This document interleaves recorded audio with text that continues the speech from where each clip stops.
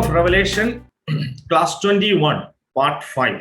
അപ്പൊ ഇന്നും ഞാൻ ചില ചോദ്യങ്ങളും ഒക്കെ ആയിട്ടാണ് വന്നിരിക്കുന്നത്. നമുക്ക് ഇന്ന് ഇത്തിരി സമയം മുമ്പോട്ട് പോയി. So I will go little fast and if you don't understand something you can ask. Okay. All right. ഇന്നത്തെ ഗോൾഡൻ വേഴ്സ്, തക്കോൽ വാക്യം, 24 മൂപ്പന്മാരും സിംഹാസനത്തിൽ ഇരിക്കുന്നവന്റെ മുമ്പിൽ വീണു, എന്നേക്കും ജീവിച്ചിരിക്കുന്നവനെ നമസ്കരിച്ചു. So this is a picture of a worship that has happened in heaven, and this was a vision that was given to John the Apostle when he was in Patmos. Now, കഴിഞ്ഞ ക്ലാസ്സിൽ നമ്മൾ കൊണ്ട് അവസാനിപ്പിച്ചത് with a question, what is next, which means ആദ്യത്തെ 3 അധ്യായങ്ങൾ സഭയോടുള്ള ബന്ധത്തിലുള്ള സന്ദേശങ്ങളായിരുന്നു, 7 churches, and we saw that all those 7 churches are representative of the history. നമ്മുടെ ചരിത്രത്തിൽ നമ്മൾ കാണുന്ന സഭകളുടെ ഒരു ചിത്രമാണ് ആ 7 സഭകളും എന്ന് ഞാൻ പറഞ്ഞു. ഈ വാക്യം നോക്കിക്കേ, ഇതിനകത്തിൽ 2 വാക്കുകൾ റെഡിഷ് കളറിൽ കൊടുത്തിരിക്കുന്ന അനന്തരമെന്നും മേലാൽ സംഭവിക്കാനുള്ളത്. English you can look, after these things I will show the things which must come to pass the hereafter എന്ന് പറഞ്ഞാൽ ഇതിന് ശേഷം സംഭവിക്കാനുള്ളത് അനന്തരം. ഈ 2 വാക്കുകൾ എന്ത് സിഗ്നിഫൈ ചെയ്യുന്നു? ആദ്യത്തെ 3 അധ്യായങ്ങൾക്ക് ശേഷം എന്ന് പറഞ്ഞാൽ സഭയുടെ സന്ദേശത്തിന്റെ എൻഡ്, പിന്നെ ഭൂമിയിൽ എന്ത് സംഭവിക്കുന്നു എന്നുള്ളതിനെ കുറിച്ചാണ്. So it is talking about what is going to happen in the future. നമ്മൾ കഴിഞ്ഞ ആഴ്ചയിൽ ഇത് ഒന്ന് മെൻഷൻ ചെയ്തതാണ്. Observation, 4th chapter begins with the scene, heaven opened. Okay, നിങ്ങൾക്ക് ബൈബിളിൽ നിങ്ങൾക്ക് പരിശോധിക്കാം. You can look into Revelation chapter 4 and verse 1. See, അവിടെ അനന്തരം സ്വർഗത്തിൽ ഒരു വാതിൽ തുറന്നിരിക്കുന്നത് ഞാൻ കണ്ടു. Okay, so യോഹന്നാൻ സ്വർഗത്തിൽ സ്വർഗീയ ദർശനമാണ് ഇപ്പോൾ കാണുന്നത്. ഇനി ആഫ്റ്റർ ദീസ് തിങ്സ് എന്നുള്ളത് അടുത്ത ഇവന്റിനെ കുറിച്ചാണ് പറയുന്നത്, ഇനി നടക്കാനായിട്ട് പോകുന്ന ഇവന്റ്സിനെ കുറിച്ച്. അത് എവിടെ വരെയാ? Up to chapter 19. So from chapter 4 to 19 nothing is said about church. അപ്പൊ അത് സഭയെ കുറിച്ചുള്ള കാര്യങ്ങളെ അല്ല അവിടെ പറഞ്ഞിരിക്കുന്നത്. So it is purely and more specifically contented with Jew. Okay, യഹൂദന്മാരുടെ പശ്ചാത്തലമാണ് 4 മുതൽ 19 വരെയുള്ള അധ്യായങ്ങളിൽ ഇനി നമ്മൾ കാണാൻ പോകുന്നത്. ഓക്കെ, എൻ്റെ ഒരു ക്വിക്ക് ചോദ്യം, പെട്ടെന്ന് ഉത്തരം പറയാൻ ശ്രമിക്കണം. യഹൂദന്മാരുടെ കണ്ടന്റ് റെവലേഷൻ 4 മുതൽ 19 വരെയുള്ള അധ്യായത്തിൽ നമുക്ക് മനസ്സിലാകണമെങ്കിൽ we must definitely know dash what.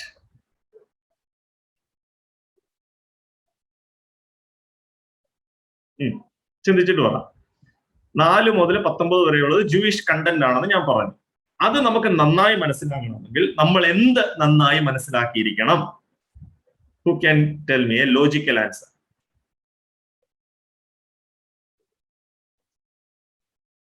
Come on. ഇത്തരം തെറ്റിയാലും കുഴപ്പമില്ല, പറയാൻ ശ്രമിച്ചു നോക്കും. വെളിപ്പാട് പുസ്തകം നന്നായി മനസ്സിലാക്കി. വെളിപ്പാട് പുസ്തകം അറിയണമെങ്കിൽ വെളിപ്പാട് പുസ്തകം ഞാൻ പറഞ്ഞല്ലോ, ഇനി നമ്മൾ കാണാൻ പോകുന്നത് മൊത്തം ജൂയിഷ് കണ്ടന്റ് ആണ്. അപ്പൊ ആ ജൂയിഷ് കണ്ടന്റ് മനസ്സിലാക്കണമെങ്കിൽ നമ്മൾ എന്ത് മനസ്സിലാക്കണം? യഹൂദന്മാരെ കുറിച്ച് മനസ്സിലാക്കണം. മോർ കുറച്ചുകൂടെ യഹൂദന്മാരെ കുറിച്ച് മനസ്സിലാക്കണം. അങ്ങനെയാണെങ്കിൽ എന്ത് മനസ്സിലാക്കണം? അവരുടെ കൾച്ചർ, പ്രമാണം. അതൊക്കെ എഗ്രി. അതെല്ലാം ഉള്ളത് എവിടെയാ? Revelation 1 to 3. എവിടെയാണ്? പഴയ നിയമം, ഓൾഡ് ടെസ്റ്റമെന്റ്. യെസ്. അപ്പൊ ഓൾഡ് ടെസ്റ്റമെന്റ് നന്നായിട്ട് അറിയാമെങ്കിൽ മാത്രമേ മുമ്പോട്ടുള്ള കാര്യത്തെ കുറിച്ച് ചില എങ്കിലും ഹിന്റ് നമുക്ക് അറിയത്തുള്ളൂ. ഓക്കെ, സോ അതുകൊണ്ടാണ് ഈ പുസ്തകത്തെ കുറച്ചുകൂടെ ടഫ് ആക്കുന്നത്. Because it is purely Jewish in context mainly and also prophetical in nature. Okay, അപ്പൊ അതുകൊണ്ട് ഇതിന്റെ ഇന്റർപ്രിട്ടേഷൻ കുറച്ച് ടഫ് ആക്കും. കാരണം ഇമേജറീസ് ഒത്തിരി ഉണ്ട്. ഇമേജറീസ് എന്ന് പറഞ്ഞാൽ നിങ്ങൾക്ക് മനസ്സിലായില്ലേ? സാദൃശ്യങ്ങൾ.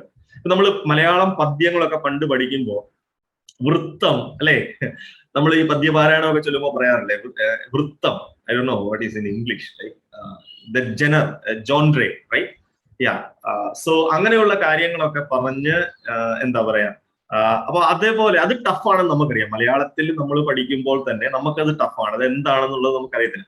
ഞാൻ ഇന്ന് ഓർക്കുന്നുണ്ട് യുനോ ശ്ലതകാകളി വൃത്തത്തിൽ എന്താ ആർക്കെങ്കിലും അറിയോ? മഞ്ജരിയുടെ ആർക്കെങ്കിലും അറിയോ? മഞ്ജരി കേക എനിബഡി നോസ്? എന്തൊക്കെ സാധനം അല്ലേ? ആർക്കെങ്കിലും അറിയാവോ? എനിബഡി? ഇതെന്താണെന്ന് കേട്ടിട്ടുമില്ലേ? മഞ്ജരി കേക മലയാളത്തിൽ പഠിച്ചിട്ടുണ്ട്. മലയാളത്തില് എന്താ ജോബിനെ സാധനം അതറിയാവോ? അത് കവിതകളുടെ വൃത്തം എന്ന് പറഞ്ഞാൽ നമ്മൾ ഒരു വരിയിലെ ഈ ലെറ്റേഴ്സ് എണ്ണി നോക്കിയാൽ അടുത്ത വരിയിലും അതേ എണ്ണമായിരിക്കും, അല്ലെ അതിന്റെ വിഭജനം അങ്ങനെയായിരിക്കും. അതുകൊണ്ടാണ് ഈ ട്യൂണ് ഉണ്ടാക്കുന്നത്. മീൻസ് എനിക്ക് അതിനെക്കുറിച്ച് കൂടുതൽ അറിയത്തില്ല, പക്ഷെ വൃത്തം എന്താണെന്നുള്ളത് അറിയാം. നമ്മൾ പണ്ട് സ്കൂളിലൊക്കെ പഠിച്ചിട്ടുള്ളതാണ്. സോ അതൊരു നമ്മുടെ മലയാളത്തിലെ ഒരു പദ്യത്തിന്റെ കണ്ടന്റും അതിന്റെ അവതരണ ശൈലിയാണ്. So Jewish content is all the more tough, you know. അതും നമ്മുടെ ഒരു കൾച്ചറേ അല്ല.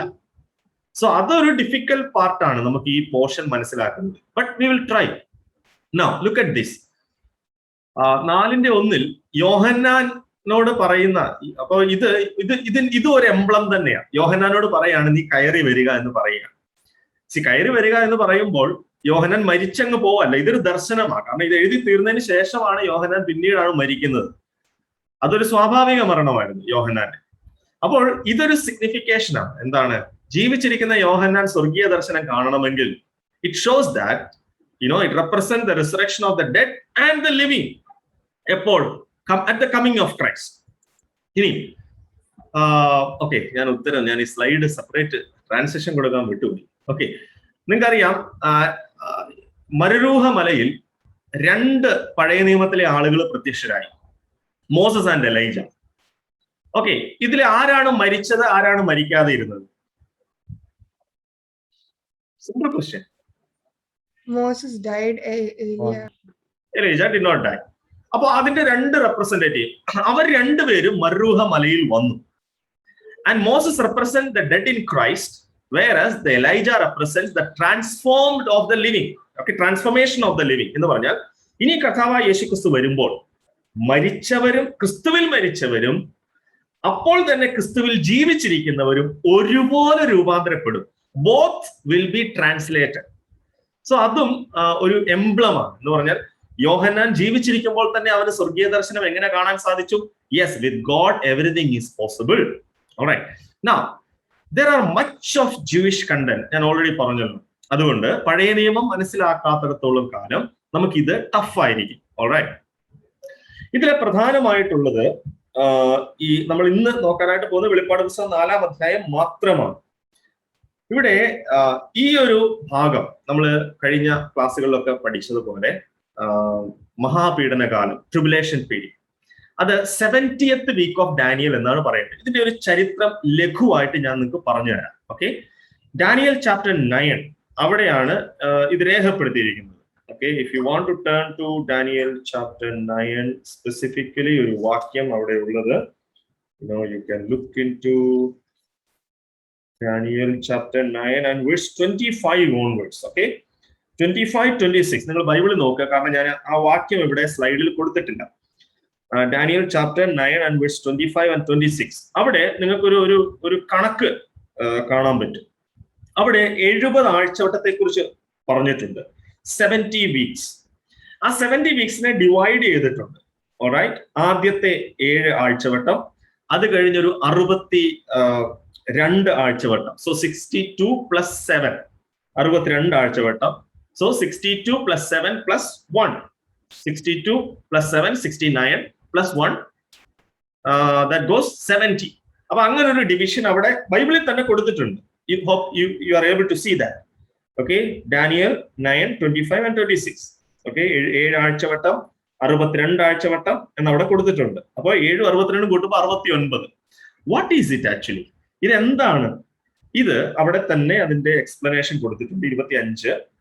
അതുകൊണ്ട് നീ അറിഞ്ഞുകൊള്ളേണ്ടത്, ഗ്രഹിച്ചു കൊള്ളേണ്ടത് എന്തെന്നാൽ, യെരുശലേമിനെ യഥാസ്ഥാനപ്പെടുത്തി പണിവാൻ കൽപ്പന പുറപ്പെടുന്നത് മുതൽ അഭിഷിക്തനായ പ്രഭു വരെ 7 ആഴ്ചവട്ടം, തുടർന്ന് 62 ആഴ്ചവട്ടം. സോ അവിടെ ആദ്യത്തെ 7 ആഴ്ചവട്ടം അല്ലെങ്കിൽ അതിനെക്കുറിച്ച് പറയുന്നത് first 7 weeks, which means 49 years, reconstruction of the Jerusalem. ആ ജെറുസലേം സിറ്റിയുടെ റീകൺസ്ട്രക്ഷൻ അതെപ്പോഴാ സംഭവിച്ചത്? Who rebuild the wall and who rebuild under whose direction they rebuild the city? ആർക്കെങ്കിലും പറയാമോ? യഹൂദന്മാർ ബാബിലോണിൽ നിന്നും മടങ്ങി വന്നപ്പോൾ ആരുടെ നേതൃത്വത്തിലാണ് യെരുശലേമിനെ പണിതത്? എനിബഡി? അദ്ദേഹത്തിന്റെ പേരിൽ ഒരു പുസ്തകം ബൈബിളിലുണ്ട്. ആരാ പറയാമോ?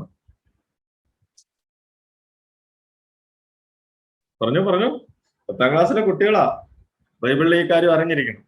ബാബേലിൽ നിന്നും മടങ്ങി വന്ന നേതൃത്വം കൊടുത്ത 2 പേരെ ഞാൻ പരിചയപ്പെടുത്താം. ഒന്ന് സെരൂബാബേൽ, പിന്നെ ഒരാൾ എസ്ര, ഇനി ഒരാളോടുണ്ട്. അദ്ദേഹമാണ് യെരുശലേമിന്റെ മതിലുകളെ പണിതത്, അവിടെയുള്ള വീടുകളെ പണിതുയർത്തിയത്. നെഹമയ. Very good. നെഹമയ എന്ന് പറഞ്ഞ ഒരാൾ ഇതിനകത്ത് ഉണ്ടല്ലോ അല്ലെ? I think okay, നെഹമയ. അപ്പൊ നെഹമയാവിന്റെ കാലത്താണ് ഈ യെരുശലേമിനെ പണിയുവാനായിട്ടിടയായത്. സോ ഹിസ്റ്റോറിക്കലി നോക്കുമ്പോൾ ഈ 70 വീക്ക് എന്ന് പറയുന്നത് പ്രൊഫറ്റിക്കൽ ലാംഗ്വേജിൽ നമുക്കറിയാം, ഒരു ആഴ്ച എന്ന് പറയുന്നത് 7 ദിവസമാണ്. So 70 weeks, 70 into 7, 490 years. അതാണ് പ്രൊഫറ്റിക്കൽ കാൽക്കുലേഷൻ. അപ്പോൾ ഇത് എന്നാണ് തുടങ്ങുന്നത്? എവിടെ വെച്ചാണ് ഇത് തുടങ്ങിയത്? Began by the edict of Artaxerxes on building Jerusalem. അർത്ഥശഷ്ടാവ് എന്നാണ് മലയാളത്തിലെ രാജാവിന്റെ പേര്. ആ രാജാവിനെ നമ്മൾ നെഹമ്യാവിന്റെ പുസ്തകത്തിൽ കാണാനായിട്ട് സാധിക്കും.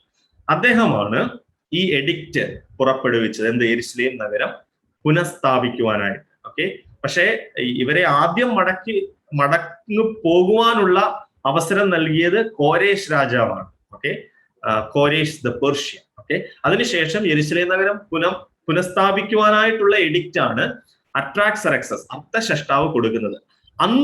ആ കാലഘട്ടത്തിന്റെ ഡേറ്റ് ആണ് BC 445, March 14. അത് ഹിസ്റ്റോറിക്കലി അത് എവിടെ സെർച്ച് ചെയ്താലും കിട്ടുന്ന ഒരു ഇൻഫർമേഷൻ ആണ്. സോ അന്ന് മുതൽ ഉള്ള കാലഘട്ടത്തെ വെച്ചിട്ട് ആദ്യത്തെ 49 വർഷം യെരുശലേമിനെ പണിയുവാൻ എടുക്കുകയും പിന്നെ 62 വർഷം. സോ ഞാൻ പറഞ്ഞല്ലോ, ആ ഡിവിഷൻ നിങ്ങൾക്ക് ബൈബിളിൽ കാണാൻ പറ്റും. അപ്പൊ അടുത്ത 62 വർഷം എന്താണ്? അഗെയിൻ 62 into 7, എന്താ? 62 ആഴ്ചവട്ടം സമം ഒരാഴ്ചക്ക് 7 ദിവസം ഉള്ളതുപോലെ equal to 1 day is equal to 1 year. ദൈവം ഒരിക്കൽ ഒരു ശിക്ഷ വിധിച്ചു. ഒരു ദിവസത്തിന്റെ കണക്കിന് 1 വർഷം ശിക്ഷ. എവിടെയാണെന്ന് അറിയാമോ ആർക്കെങ്കിലും? എനിബഡി? Very good. ഒറ്റ നോക്കാൻ വേണ്ടി പോയപ്പോൾ അവരെടുത്തത് എത്രയാ? പോയി വരുവാനായിട്ട് എടുത്തത് 40 ദിവസങ്ങളാണ്. മോശ മുഖാന്തരം 12 spies, Moses sends 12 spies, and when for going and coming back they took 40 days, and for 40 days of disbelief, ദൈവത്തിലുള്ള അവിശ്വാസത്തിന്റെ കണക്കിന് ദൈവം എന്ത് ചെയ്തു? 40 വർഷം അവരെ മരുഭൂമിയിൽ നടത്തി. So 40 days, 40 days of unbelief equated to 40 years of punishment. So അത് മാത്രമല്ല, നമുക്ക് ബൈബിളിൽ പലയിടങ്ങളിലും പ്രവചനങ്ങളിൽ നമുക്കറിയാം, പല സന്ദർഭങ്ങളിലും പ്രൊഫറ്റിക്കൽ ഇയർ എന്ന് പറയുന്നത് വ്യത്യാസമാണ്, അല്ലെങ്കിൽ പ്രൊഫറ്റിക്കൽ കാൽക്കുലേഷൻ ഈസ് ഡിഫറെന്റ്. അപ്പൊ അങ്ങനെയാകുമ്പോൾ 62 വീക്സ്. അത് മാത്രമല്ല, ഇത് ആഴ്ചകളായിട്ട് കാൽക്കുലേറ്റ് ചെയ്താൽ ഒരിക്കലും ഈ അഭിഷിക്തൻ ഛേദിക്കപ്പെടുമെന്ന് അവിടെ എഴുതിയിട്ടുണ്ട് 26ാമത്തെ വാക്യത്തിൽ. അതിനൊരു സിഗ്നിഫിക്കൻറ്റും ഇല്ല. എന്ന് പറഞ്ഞാൽ ആഴ്ചകളായിട്ടോ ദിവസങ്ങളായിട്ടോ കൂട്ടിയാൽ, only if you calculate with year, it has a great significance. And what is that? Yes, 62 ആഴ്ചവട്ടം കഴിഞ്ഞപ്പോൾ അഭിഷിക്തൻ ഛേദിക്കപ്പെട്ടു. which means counting from 445 from the edict, exactly എന്ത് സംഭവിച്ചു? കർത്താവായ യേശു ക്രിസ്തുവിനെ ക്രൂശിക്കുവാനായിട്ടിടയായി, തള്ളപ്പെട്ടു. ഓക്കെ, സോ അപ്പോൾ അങ്ങനെയാകുമ്പോൾ അഭിഷിക്തൻ ഛേദിക്കപ്പെട്ടു. അതിനുശേഷം, so that is the main thing. Verse 26, അഭിഷിക്തൻ ഛേദിക്കപ്പെടും, തനിക്ക് വേണ്ടി അല്ലതാനും, പിന്നെ വരുവാനിരിക്കുന്ന പ്രഭുവിന്റെ പടജ്ജനം, which means there is another prince is coming over, and who is that? Well, that is Antichrist. പക്ഷേ അവിടെ ഒരു പ്രശ്നമുണ്ട്. എന്താ പ്രശ്നം? കർത്താവായ യേശുക്രിസ്തു ക്രൂശിക്കപ്പെട്ടതിന് ശേഷം എതിർക്രിസ്തു വന്നോ? നോ. പക്ഷെ അവൻ വരുന്നത് ഇനി ഒരാഴ്ചവട്ടത്തേക്കാണ്. That gives us a clue that there is a parenthetical period, a bracket period in between 69th week and 70th week. ഞാൻ ഇപ്പൊ പറഞ്ഞത് നിങ്ങൾക്ക് മനസ്സിലായി എന്ന് ഞാൻ കരുതുകയാണ്. ഞാൻ ഒന്നുകൂടെ പറയാം. നിങ്ങൾ അതിന് ചെയ്യേണ്ടത് ദാനിയേലിന്റെ പുസ്തകം 9:26 വാക്യം നിങ്ങൾ നോക്കണം, എങ്കിലേ നിങ്ങൾക്ക് മനസ്സിലാവും. If you look at there, അഭിഷിക്തൻ ഛേദിക്കപ്പെടും. ദൈവത്തിന്റെ അഭിഷിക്തൻ യേശുക്രിസ്തുവാണ്. അത് ചരിത്രത്തിൽ സംഭവിച്ചു, ക്രൂശീകരണത്തിലൂടെ സംഭവിച്ചു. പിന്നെയോ അതിനുശേഷം വരുവാനിരിക്കുന്ന പ്രഭുവിന്റെ പടജ്ജനം നഗരത്തെയും വിശുദ്ധ മന്ദിരത്തെയും നശിപ്പിക്കും. അതിന്റെ അവസാനം ഒരു പ്രളയത്തോടെ ആയിരിക്കും. അവൻ ഒരാഴ്ചവട്ടത്തേക്ക് പലരോടും നിയമത്തെ കഠിനമാക്കും. Verse 26. സോ ഇത് കണ്ടിന്യൂസ് ആയിട്ട് സംഭവിച്ചതാണെങ്കിൽ ഈ പ്രവചനങ്ങൾ ഒരു നിലയിലും ഫുൾഫിൽ ചെയ്യാത്തതായിട്ട് നമുക്ക് തോന്നും. പക്ഷേ ഈ ഒരാഴ്ചവട്ടം എന്നുള്ളതിന്റെ എക്സ്പ്ലനേഷൻ ആണ് book of revelation. And what is that? Well, that is tribulation period. അപ്പൊ ഒരു സംശയം, 69 ആഴ്ചവട്ടം അവസാനിപ്പിച്ചിട്ട് പിന്നെ 70ാമത്തെ ആഴ്ചവട്ടം ഇനി ഭാവിയിൽ സംഭവിക്കാൻ പോവാം. അപ്പൊ അങ്ങനെ പ്രവചനത്തെ വ്യാഖ്യാനിക്കാൻ പറ്റുമോ? നമ്മുടെ ഇഷ്ടത്തിനൊക്കെ തോന്നിയതുപോലെ പറയുകയാണോ? ഞാൻ നിങ്ങൾക്ക് ഒരു അസൈൻമെന്റ് തരാം. ഓക്കെ, ക്ലാസ് അസൈൻമെന്റ് ആണ്, ഇപ്പൊ തന്നെ ചെയ്യേണ്ടതാ കേട്ടോ. ഓക്കെ, അസൈൻമെന്റ് ഇതാണ്. See the last one. അപ്പൊ നിങ്ങൾ പെട്ടെന്ന് നോക്കിയിട്ട് ഉത്തരം പറയണം. നമുക്ക് സമയം അധികമില്ല. I will give you 2 minutes. Okay, 2 minute സമയം തരാം. നിങ്ങൾ ചെയ്യേണ്ടത് യെശയ്യാവിന്റെ പുസ്തകം 61 1 2 വാക്യം വായിക്കണം. എന്നിട്ട് ലൂക്കോസ് 4:18 19 വായിക്കണം. ഈ 2 വാക്യങ്ങൾ വായിച്ചതിന് ശേഷം അത് തമ്മിൽ ഒന്ന് ഒത്തു നോക്കിയിട്ട് ഞാൻ ചോദ്യം ചോദിക്കും. ഓക്കെ, അപ്പൊ ആ 2 വാക്യങ്ങൾ പെട്ടെന്ന് വായിച്ചോ. ഞാൻ 2 മിനിറ്റ് സമയം തരാം. Your time starts now. Okay, here we go. നിങ്ങൾ 2 വേദഭാഗം വായിച്ചപ്പോൾ കർത്താവ് പുതിയ നിയമത്തിൽ പുസ്തകം അടച്ച് തിരികെ കൊടുത്തു എന്ന് നിങ്ങൾ വായിച്ചിട്ടുണ്ടാവും, റൈറ്റ്? വേഴ്സ് 19. പക്ഷെ കർത്താവ് മുഴുവൻ വായിച്ചായിരുന്നോ? Yes or no?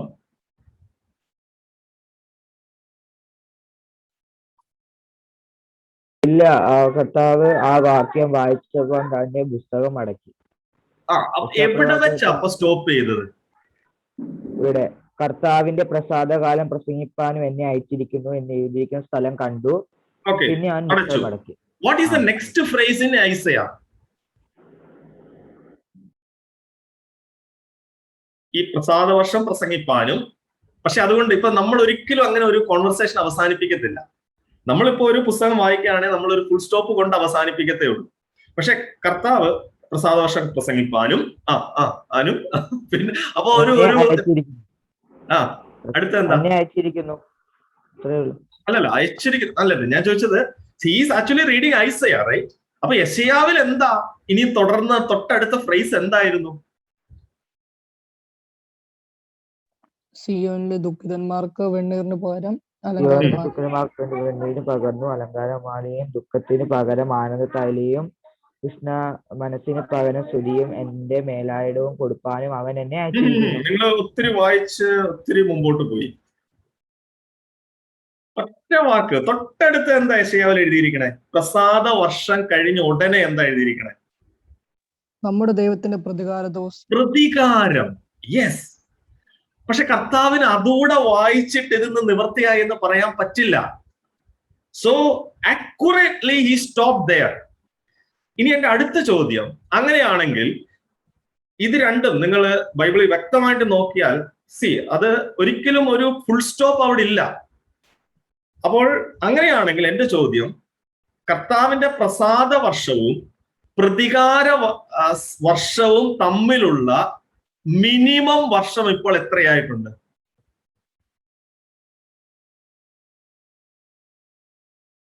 ചോദ്യം മനസ്സിലായോ?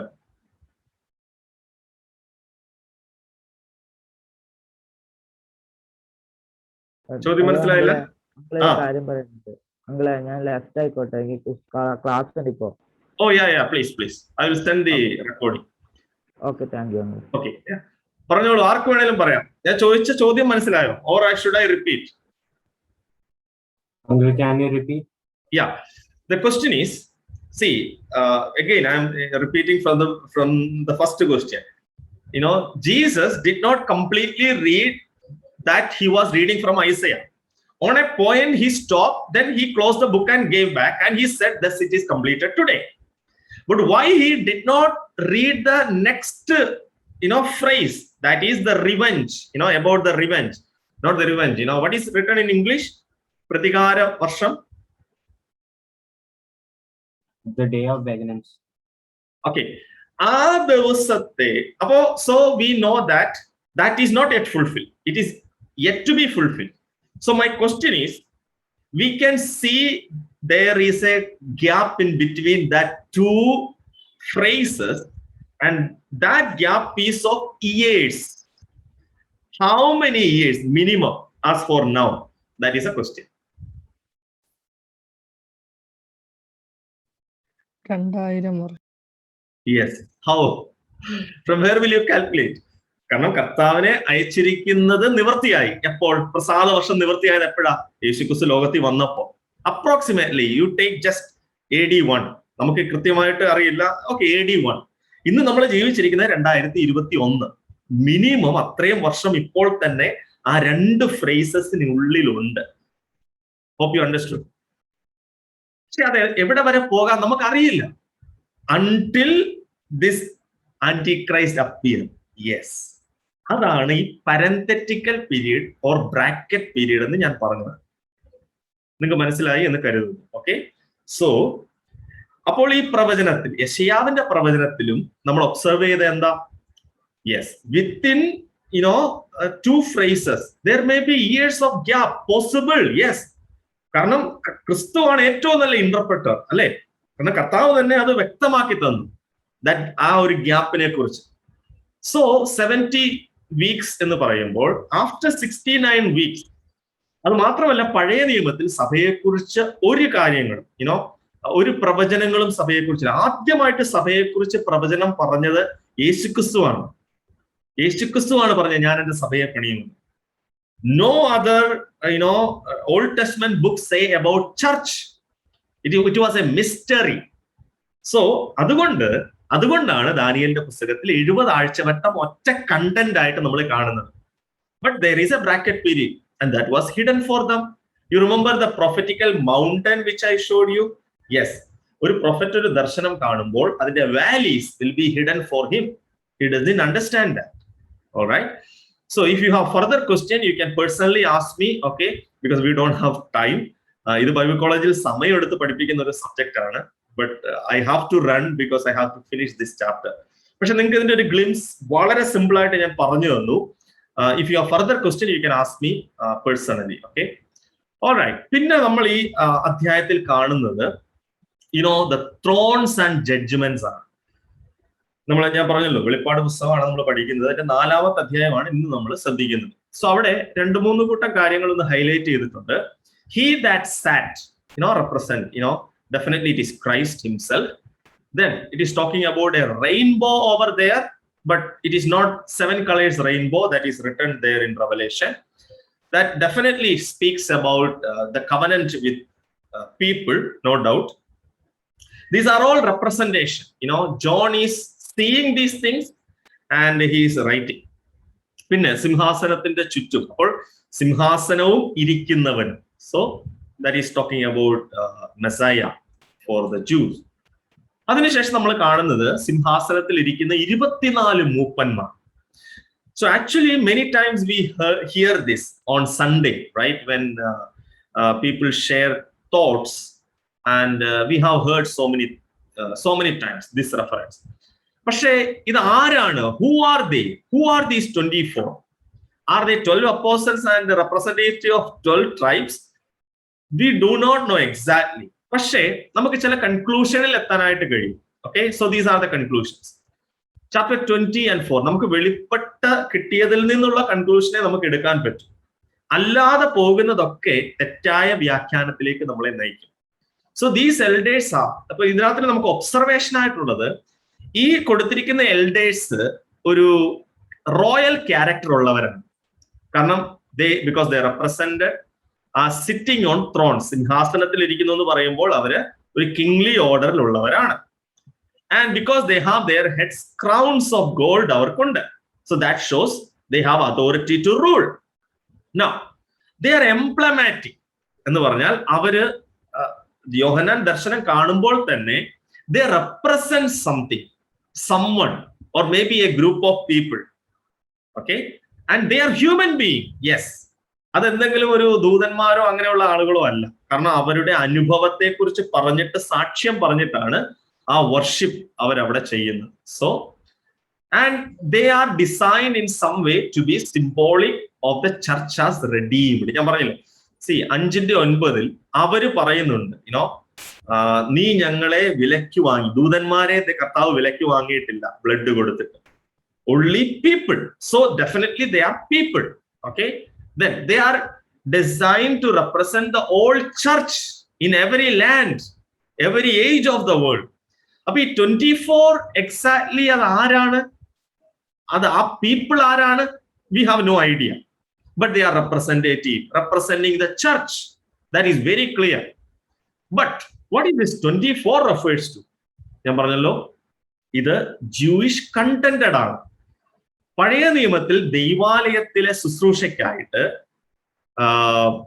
ദാവീദിന്റെ കാലത്ത്, ശലോമോന്റെ കാലത്ത് പല ഘട്ടങ്ങളായിട്ട് അവർ തിരിച്ചിരുന്നു. And there were 24 divisions were there. That is mentioned in 1 Chronicles 24. നിങ്ങൾ വായിച്ചിട്ടുണ്ടാകും, യോഹന്നാന്റെ അപ്പൻ സെഖര്യാവ്, അവൻ അബിയാക്കൂറിലുള്ള ഒരു പുരോഹിതനായിരുന്നു. അബിയാക്കൂർ.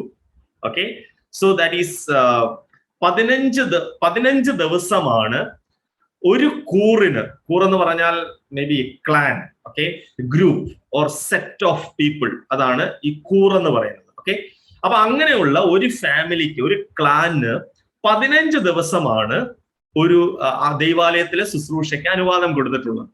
അങ്ങനെ ആവുമ്പോൾ ഒരു വർഷം എത്ര ഡിവിഷൻ വരും? യെസ്, ഒരു വർഷം 12 മാസം ഉള്ളപ്പോൾ 15 ദിവസം മാത്രം ഉള്ളപ്പോൾ ഒരു മാസത്തെ 2 ആയിട്ട് വിഭജിക്കണം. So it goes 24 divisions. Hope you understood. So ആ 24 ഡിവിഷന്റെ ആനുപാതികമായിട്ടുള്ള റെപ്രസെന്റേഷൻ ആണ് ഇവിടെ വന്നിരിക്കുന്നത്. Alright, so we do not know their identity, but they are representative of the church. അത്ര കൺക്ലൂഷനിൽ മാത്രമേ നമുക്ക് ഇപ്പോൾ എത്തുവാനായിട്ട് സാധിക്കൂ.